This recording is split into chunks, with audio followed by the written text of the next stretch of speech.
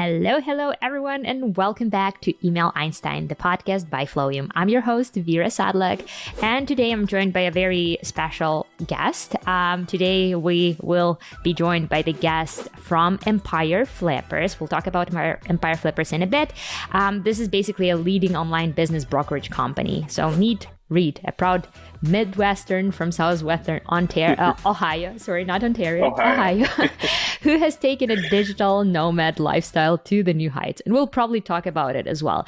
But basically, you guys be ready to get inspired as Reed will share his tips or like his expertise with selling e-commerce businesses and exiting businesses, basically.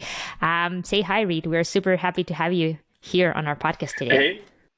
Hey, happy to be here. It's quite the setup, though. I hope everybody's ready.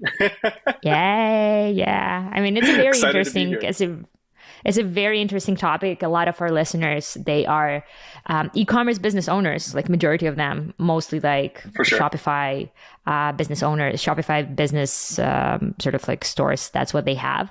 And I'm sure it's always interesting to people to learn about like business exit strategies, what it involves, like how to prepare for that thing, and is it for everyone at all? But before we go there, I have a list of very like informal this or that kind of questions just to get to know you better.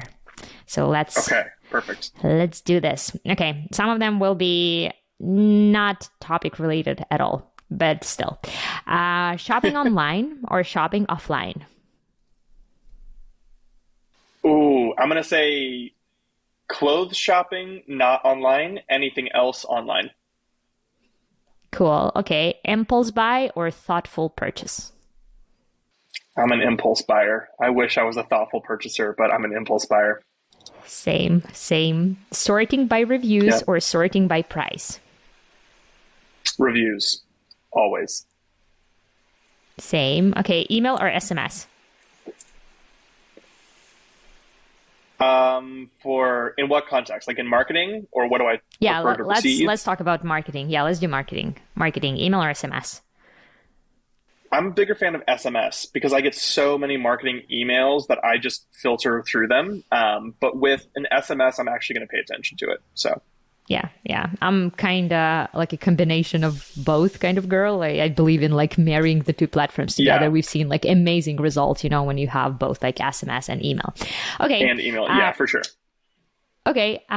Socks with sandals, yay or nay? Oh man. I mean, you mentioned the Midwestern bit. This is a staple of my people to have socks with sandals.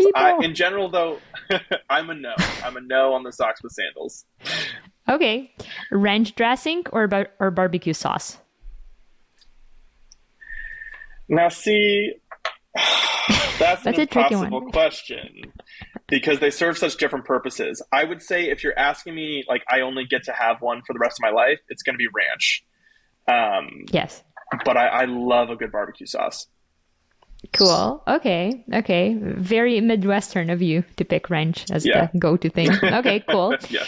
And the last question, I'm really curious to hear your answer. I'm gonna tell what my sort of like answer is at the end. But Reed, name 3 things that are in your personal Midwest starter pack. Oh, okay. So I feel like I should preface this with saying that the Midwest is a big region. So my Ohio Midwestern 3 things is probably going to be different. But I would say, well, to be inclusive, I'll say you need some kind of college football jersey, not necessarily professional football, but college football jersey of some type. So you can go out to the games. Jersey. Okay. Yeah, but specifically college football. I would say the Buckeyes because they're the best team in college football, obviously. But you need some kind of jersey to wear for games. You need, I would say, lots of bug spray because the Midwest is a very humid region. And what else? Maybe I'm going to say this is a bit of a cop-out, but you need a car because so many activities in the Midwest are like, especially during the summer, you have to be in a car to get there. Or like going to the drive-in, which is my favorite summer activity. Like it's literally in your car. That's like so random, right? You guys don't go for a walk. Like I have friends from Midwest and they're like casually, let's go for a drive. I'm like, why? Let's go for a walk. Yeah. It's like a very Midwestern thing, I guess. You go for a drive. So if I had a little bit more time, I could probably come up with a more interesting list, but I'm going with bug spray, I think it's a good one. Jersey, and a car.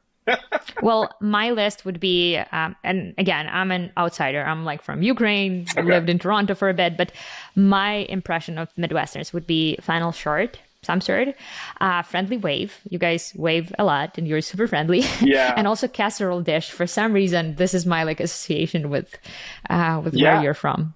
So, okay. Hey, here's the thing. That is the list. You got it. That is the correct list right there. Pretty much. Awesome. Okay, cool. Let's talk some like juicy e-commerce exit stuff then.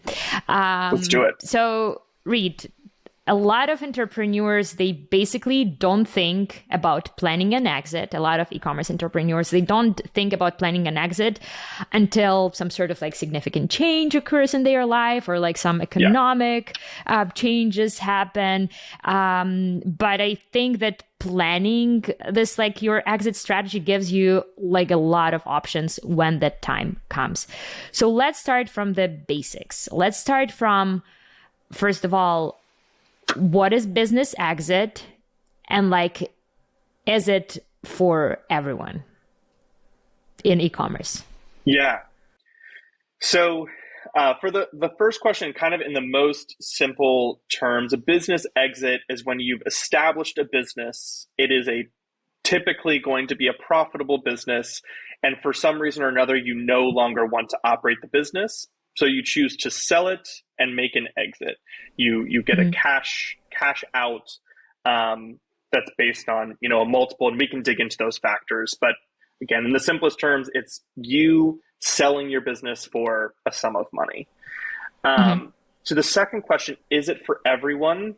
Of course, the answer is no, but it's for more people than think about it. Like a lot of people, especially that interact with Empire Flippers for the first time, don't even know that you can sell an online business. So a lot of what we do is just educating people on what that process looks like and the fact that you can actually, make a lot of money for the hard work that you put into it.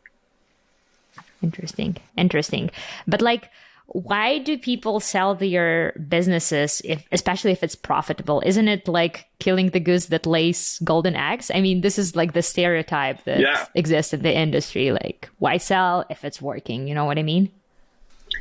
Yeah. So there's definitely not a one-size-fits-all answer. There are people that I would say the most common reason is selling because they have some other project or some financial commitment that they want to achieve, like buying a house, investing in another business, or retiring. They want a large amount of cash right now instead of waiting and saving profits.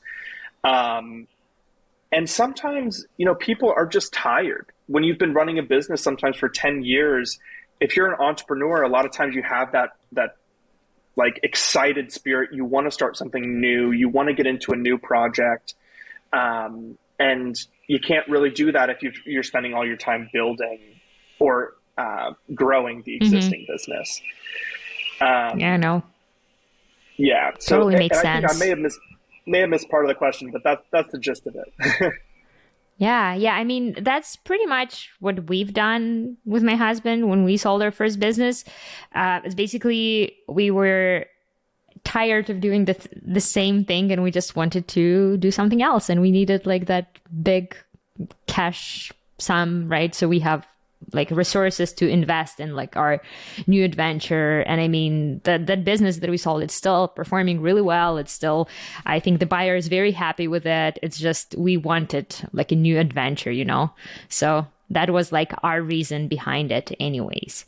But yeah, I mean, the selling business is like such a complex process, but like, how often do buyers actually want to have some kind of like, I don't know, like the performance based pay, or is there an option maybe to have like some sort of like a payout structure to build into the deal, or most of your transactions are mostly like cash only, all cash transactions? How does it work?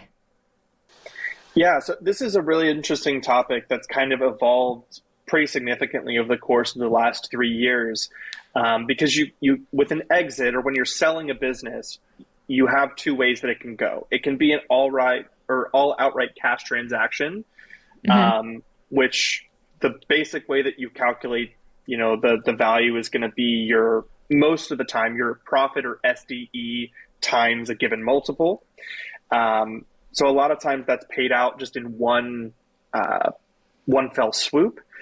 But as most people can probably imagine, the larger the business, the less likely you're going to get all of that money up front. And like you mentioned, there's going to be some kind of payout structure.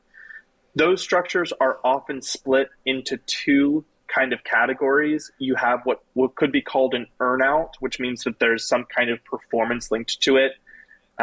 It's either going to be like total revenue or total revenue growth in the subsequent years, or fixed payments. Sometimes you have someone who wants to buy a business, and for whatever reason, they don't want to put up all the cash up front, but it's fixed installments regardless of the performance of the business. Those are less common, but those are kind of the two structures you see. And to answer your actual question, like what's common or what's happening, 3 years ago, when COVID happened and there was this huge boom of online business, a lot more money was being spent up front. So it wasn't uncommon at all to see even $600,000 and $700,000 businesses sell with entirely cash up front, no earnout. But the reality is that the market looks different now. So things are a little bit more stressed, and we're still seeing solid multiples. We're still seeing businesses sell, but the buyers are taking a more risk-averse approach and tend now to spend less money up front and structure more deals with the seller financing or some kind of earnout. I see. From your experience, and this is a bit of off topic, but like, what businesses are the sexiest right now? What do you see people want to buy the most? What are buyers looking to buy in 2023? Yeah. So in this year, if you're talking about business types, most of the businesses that we've sold have been shifting more towards content. So like heavy content-driven businesses are actually doing really well this year. But if you're talking about like e-commerce and Amazon, which are still seeing good sales, it becomes much more like niche specific, because right now people want security. So if you have a business that's selling products for babies, for instance, or gardening, or the home niche, like you're selling kitchen products, anything that people are going to use for an indefinite period of time, like it's not really dependent on trends, those are the kind of businesses that are selling for high multiples right now. So doesn't mean there's other kinds of businesses that aren't selling, but that's what people are looking for. That's so interesting. Let's talk a bit more about that whole like selling process. Under what circumstances does it make sense for business, especially let's focus on like e-commerce businesses, under what circumstances does it make sense for them to sell through brokerage like Empire Flippers, through platform like Empire Flippers, versus doing it themselves? Yeah, so of course this is going to be a bit of a biased opinion, but my expert opinion on this is that in almost every case, working with a broker is going to be the best call, because it's very much like selling a house. You can sell your house on your own without a real estate agent, but the chances that you're going to maximize your profit from that sale, and you're going to know how to negotiate every step of the process with inspections and issues that arise and transferring of the entity, like it's just low. So unless you are already an expert in the field and you really know how to negotiate a complex legal contract, it's going to be better to work with a broker. The only exception I would say to that is if your business is, very small, for instance, like you have a very small e-commerce business that's maybe pre-revenue or very low profit, but you get a really high valuation from a direct buyer that wants to invest. In that case, maybe, again, I would not recommend doing it without some kind of advisor unless you're an expert in the field. But pretty much in most cases, a broker should net you 20 to 25% more than you would make on your own, which should cover their fees and still make you more money. Yeah. No, I like that analogy with the house. Although me and my husband, we sold our house through Facebook Marketplace. So we are not a good audience. Okay. Like seriously, we've done the entire open house, and my husband, he took these beautiful pictures because he loves photography. So everything. And he was in real estate development. So he was kind of from that like world, but there's like, I feel like there's like not a lot of resources on the internet about selling the business. It's like easier to sell the house compared to like selling a business. It's a very, very complex process. Honestly, I was very impressed with like the structure that you guys provided when we were selling the business. But let's talk about it in depth. Can you like provide a quick overview of like the process of selling an e-commerce business with a broker like you guys and what steps are involved? Let's just like pretend that I have this, I don't know, like socks business. It's selling like 500,000 or like $1 million per month. That's a big socks company. But yeah, let's imagine I have, it does. I mean, I'm a big socks person, so I'm probably responsible for the portion of the revenue of my favorite brand. So let's walk us through the process. I would say there's a good amount, and maybe this is another topic to talk about as well. There's a good amount that happens before you actually sell in terms of preparation. But let's say you're prepared for the sale, you're ready to go. Empire Flippers is a bit unique in that we are a full service brokerage and marketplace. Sometimes when you get a broker, what they're essentially doing is just connecting you with a buyer, making the introduction, letting it go. But with Empire Flippers, what we do is first you'll have a vetting and onboarding, which is where we're going to do a deep dive into all of your finances. When you sell a business, usually your books need to be in accrual versus cash basis. So that change needs to be made a lot of the time with e-commerce. We'll do an in-depth dive on social media accounts, make sure that we truly understand the brand and the strength of what they're doing. Obviously, if it's $1 million a month sock business, I would assume that they've got a pretty good brand identity, so that's going to factor into it. And then at the end of that process, we come up with a valuation. And that's, of course, our expert valuation based on experience, based on where the market is at. But it's very much, again, to use the house analogy, like when your realtor suggests a price. We say, hey, this is what we think we can achieve. So if we agree on that, let's go ahead and get you listed. Once you're on the marketplace, you've gotten your valuation, we've agreed to it, your business is ready and prepped. Once you're listed, at that point, you start interacting with buyers. You start the process of explaining. They have questions. Maybe you want to meet some of their team to see if it's a good fit. And then assuming you find a buyer that's a right fit to take over the business, most of the time, especially on a $1 million a month business, you're going to have maybe 30 to 45 days of due diligence, of usually exclusive due diligence, where they're, again, checking the numbers, checking your costs and things of that nature. Once all that's done and you've finalized the due diligence portion, if there's any renegotiation that needs to happen, that'll take place. But usually at that point, you're concluded with the initial sale process. You have a signed contract, and it's time to transfer the business over to the new owners. They'll put the money into escrow. And our company actually handles that entire migration process as well. So the transfer of your Seller Central account or your Shopify account, whatever it may be, that transfer process takes place with us and our dedicated team to handle it. And then again, since we talked already a bit about earnouts and things like that, on this size of a business, you would expect at least a portion of it is going to be paid over time.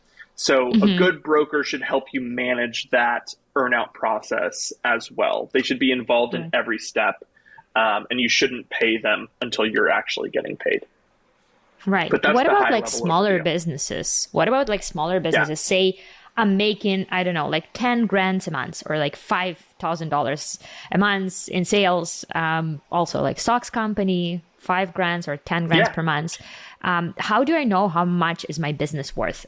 Like how is the value of business determined, and like what factors do you guys consider when you evaluate the business? So the main driving factors when it comes to the value of a business, regardless of size, are going to be the age of the business, the trend, meaning is it growing? Yes, age is actually really important. Interesting. Because for instance, if you have a business that is 1 year old and is doing $10,000 a month or $5,000 a month, that's still a very different business than something that's doing $5,000 to $10,000 a month, but is 5 years old. And what kind of factors in there is also the trend, because if you're a 1 year old business, you don't have year over year numbers. Right. There's no way to measure how it's actually going to perform over time, because you don't have the numbers to compare it to. Whereas if it's a 5 year old business and it's been steadily growing over the course of that 5 years to the point where now it's at that 5 to 10K per month, you're going to command a higher price for a business that's making the same amount of money, because it's a more secure asset or a more secure investment. Now, there's a caveat with kind of a diminishing return, where a business that, for instance, is 5 years old is not going to be worth way less than a business that's 25 years old, because after a certain point, it just is a well-established business. But the trend of the business, the age, and the profitability are kind of the three main drivers. So again, if let's say you're making 10K a month with the stock business in revenue, but your profit's only $1,000, that's a very different business than 10,000 in revenue with 3,000 in net profit. I see. Yeah. So the formula that we kind of use is, the net profit times multiple equals valuation. And I think that's just like correct, a generic sort of like formula for everyone. But that like multiple, it might be different for different businesses. Am I right? Like for different types of businesses, depending on like diversity of their traffic, their supply chain, the trends, maybe like the growth trends and stuff like that. So what would you say are the current like multiple averages for Shopify based businesses, if that's even a thing, like the multiple average? Yeah. So I'd say for an e-commerce business right now, it really depends on the size. Smaller businesses tend to have slightly smaller multiples. Larger businesses tend to have larger multiples. But in terms of a monthly, I would expect that if you have like a tip-top perfect e-commerce business, you could expect to have a valuation that's anywhere between like a high 30s and a mid 40s monthly multiple. So if you're making 10K a month, maybe your business is worth between $375,000 to $450,000, somewhere kind of in that range. And then the way that translates, if people sometimes are more familiar with an annual multiple, that's maybe between like a 3.2 and a 3.7 annual multiple on your net profit. Interesting. Are there any like strategies for improving the attractiveness of an e-commerce business for buyer? Say if I plan to exit in like few years or like in a year or 2 years, what can I do now to make my business more attractive for future buyers? Want to discover how much money your email marketing can actually bring you? If that's the case, let our team of email marketing experts show you how. With our free email marketing audit, We'll conduct a comprehensive analysis of your email marketing efforts, provide you with an action plan, and show you how to effectively segment and convert your audience. Simply go to flowium.com/audit and book your audit today. Yeah, so I would say you have to separate it into two groups based on timeline. So if you're looking at selling in less than a year, then the advice that I would give is essentially to make the business as hands-off as possible. So if you have a team in place, make sure that they're a strong team, delegate as much as you can. Because doing things like changing your ad strategy or changing and adding new products, those kind of things take usually at least a year to really see meaningful changes, which is why in that year it's more about just getting your business as clear as possible and as hands-off as possible.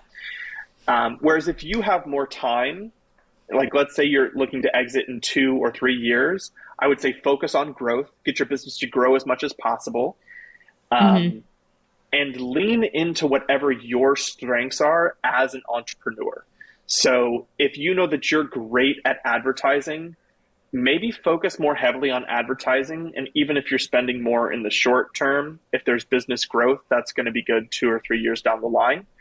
But if you know nothing about advertising and everything about product development, for instance, or supply chain optimization, lean into your strengths when you're looking to make an exit. And if there's faults in your business or places where you know that you're not doing a great job, see if you can bring in outside help to make that happen, to, again, just make the business as attractive as possible. Interesting. Yeah.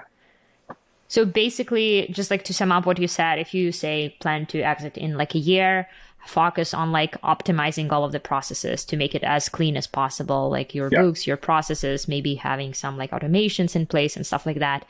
But if you plan to exit in like few years, focus on growth, right? So that's focus sort of like growth. A strategy that you guys recommend. Interesting. Yeah. Interesting. You've been working with like a ton of different businesses, and I'm sure you've seen a lot of things that businesses are doing wrong, or like what are some common mistakes you're seeing? What are some common mistakes to avoid when preparing for the exit?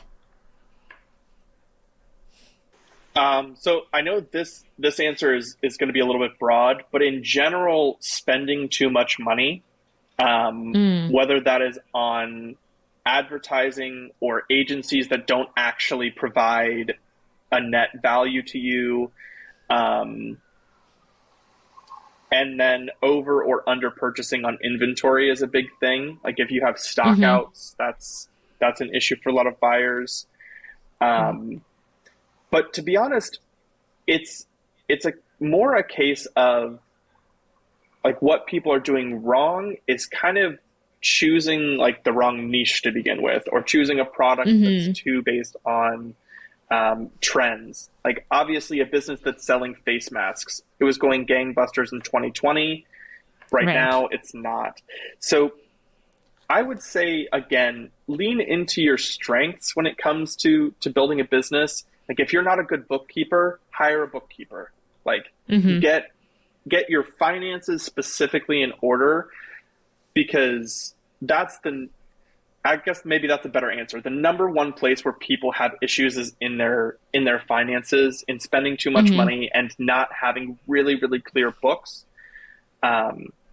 Because a lot of my initial conversations that I'll have with sellers who are looking to make an exit, we talk about expectations. How much do you want to sell this business for? And if there's a misalignment in expectations between what you think your business is worth and what it's actually worth, it usually comes down to the seller thinking that they're making more money than they're actually netting. Yeah. Which is an easy problem to solve most of the time, but it's never a fun conversation to have. It is. I mean, it's the part that we spend most time on preparing for exiting the business. Like cleaning up all of the books, like organizing our finances and stuff like that. Yeah, it's definitely a thing worth investing in if you can do it yourself. Okay, so how soon in advance do people need to start preparing for the exit? Is there such thing as like too soon? Like how much time on average do you think businesses need to prepare to be ready to be listed on Empire Flippers?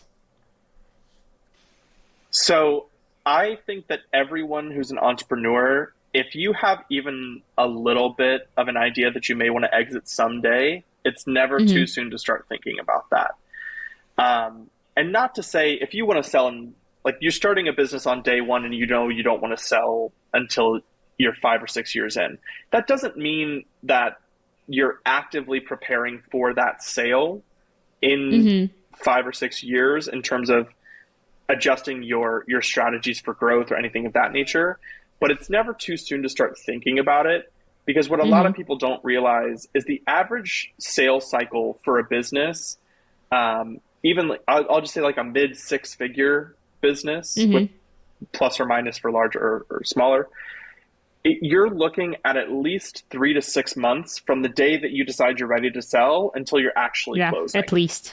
That's true. At least. So when you're talking about how much time do you need to prepare, it depends on how prepared you already are. Like, again, one of the biggest pain points that we come up with when we're doing the vetting is the conversion of people's books. People use a cash basis. They have to change it to accrual. If you have a good bookkeeper, it's not actually something that takes very much time. But if you do it on your own, it can be very, very time intensive.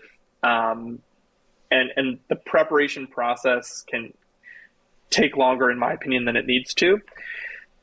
But to give a more concise answer, I think if you decide today, like, hey, I think in the next year I want to sell, what I would do is get with a broker to kind of develop a strategy, figure out what your goal is for a sales price so you can have realistic expectations set before you're even on the marketplace. And then once you're ready to go, like get the process started. Because again, it's going to take time. And a lot of times people don't realize, even if the average sale time of being on the market is, 45 or 60 days, you've got time in vetting, you've got time migrating the business, and then maybe even an earn out after that. So just giving yourself, like enough time. I want to give you a more concise answer, but if you're considering a sale, the amount of time that I think you need to prepare is dependent on you. But the easy answer is before you're actually on a marketplace, maybe give yourself a couple months to get your books in order, get your business in order. And then obviously if you have issues that you need to address those before you go through the sale process. Right. And I might be wrong, but I think on your website, you guys have the like evaluation tool or something where you can kind of like evaluate like how much your business is worth. So you like at least know like what to expect. And I think it's always a good idea just like to hop on a quick call, just like to brainstorm some like strategies for the exit. I mean, that's what we've done and it worked well for us. So yeah, absolutely. Gosh. Where can people learn more about what you guys do and say, if I want to sell my business, like what would be my next step? Yeah. So if you're ready to sell, I think, as you mentioned, we have a valuation tool that can be really useful. It'll give you a pretty wide range, to be transparent, but a wide range that kind of puts into perspective where you might be. But the first step that I think you should take is go to our website. You can just go to empireflippers.com, but I'll make sure that we provide a link for everybody where you can kind of get access to the information.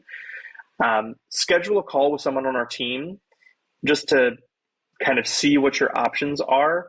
And then if you're in the very early stages where you're not going to exit for maybe 3 or 4 years because you're just not ready, we have a really robust blog with lots of free information on how to optimize your supply chain and how to prepare your finances and what to think about when you're preparing for an exit. So I would encourage everyone to explore some of those articles and learn as much as you can. And if you're within 1 year of looking for an exit, definitely hop on a call with someone from our team. Awesome. Thank you so much. You guys, as always, all of the links that we mentioned in the podcast, they will be listed in the description box. So just like scroll down and you'll find all of the links that we discussed.